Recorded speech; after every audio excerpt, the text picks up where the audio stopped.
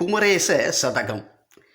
முருகனாகிய குமரனை முன்னிலைப்படுத்தி பாடப்பட்ட 100 பாடல்களை கொண்ட நூலாதலின் இதனை குமரேச சதகம் என்றார்கள். விளையும் ஒரு பொருள் மேல் 100 தளைய உரைத்தல் சதகம் என்பது இலக்கண விளக்கம். குமரேச சதகத்தின் ஆசிரியர் பெயர் குருபாததாசர். புதுக்கோட்டைக்கு பக்கத்தில் உள்ள புல்வயல் என்னும் ஊரைச் சேர்ந்தவர்.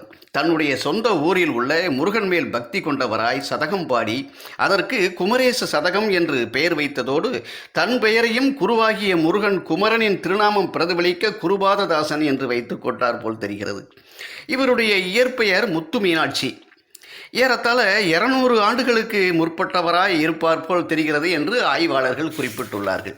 வணிகர்கள், அதாவது வியாபாரிகள் எவ்வாறு வியாபாரம் செய்வார்கள் என்று இந்த பாடலில் கூறுகிறார். கொண்டபடி போலும் விலை பேசி லாபம் சிறிது கூடி வர நயமுறைப்பார். கொள்ளும் ஒரு முதலுக்கு மோசம் வராதபடி குறுகவே செலவு செய்வார். வண்ட புரட்டர் தாம் முறிதந்து பொன்னடகு வைக்கினும் கடன் ஏந்திடார். மறுவு நாணயமுளோர் கேட்டனுப்புகினும் அவர் வார்த்தையில் எல்லாம் கொடுப்பார். கண்டெழுது பற்று வரவெனின் மயிர் பிளந்தே கணக்கில் அணுவாகிலும் விடார். காசு வீணிற் செலவிடார். உசிதமானதிர் கன திரவியங்கள் விடுவார். மண்டலத்தோடு கனவர்த்தகம் செய்கின்ற வணிகர்க்கு முறைமை இதுகான்.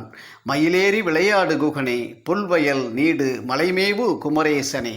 தம்மிடம் உள்ள பொருளை எப்படியாகினும் விற்றுவிட வேண்டும் என்ற நோக்கில் நயமாக பேசி வாங்கிய விலையை விட கொஞ்சமாவது லாபம் கிடைப்பதைப் போல் பார்த்து விற்று விடுவார்கள்.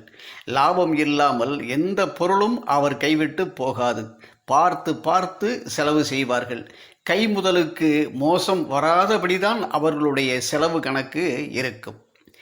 புரட்டுக்காரர்கள் என்று ஒருவரை முடிவு செய்து விட்டார்களேயானால் அவர் ஓலை எழுதி கொடுத்து அல்லது தங்க நகையையே அடமானமாக வைத்து கடன் கேட்டாலும் அவர்களுக்கு கடனாக நயா பைசா வியாபாரம் கூட கொடுக்க மாட்டார்களாம்.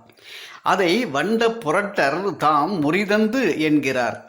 முறி என்றால் எழுதி கையெழுத்து போட்டு கொடுக்கும் தாள். அது மட்டுமல்ல, பொன் அடகு வைக்கினும் தங்க பொருளே அடமானமாக கொடுத்தாலும் புரட்டுக்காரர்களுக்கு கடன் கொடுக்கவே மாட்டார்களாம்.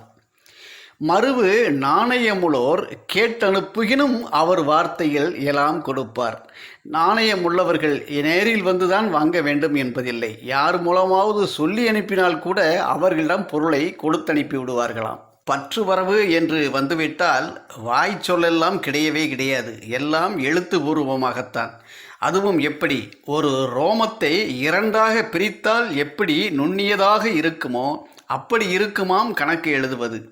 அணுவளவாவது பிசகாமல் எல்லாவற்றையும் எழுதி வைப்பார்களாம்.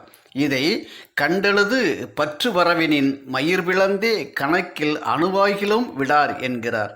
காசை எந்த விதத்திலும் வீணாக செலவு செய்ய மாட்டார்கள். இது வியாபாரம் இன்னும் சிறப்பாக நடைபெற முக்கியமானது என்று கண்டுவிட்டால் அதற்கு எவ்வளவு வேண்டுமானாலும் செலவிடுவார்கள். காசு வீணிற் செலவிடார். உசிதமான கன திரவியங்கள் விடுவார் என்று இதை பதிவிடுகிறார். மேலே சொன்ன இவையெல்லாம் இந்த உலகத்தில் வியாபாரிகள் என்று செயல்பட துவங்கியவர்கள் செய்யும் செயலாகும். மண்டலத்தோடு கன வர்த்தகம் செய்கிற வணிகர்க்கு முறைமை இதுகான்.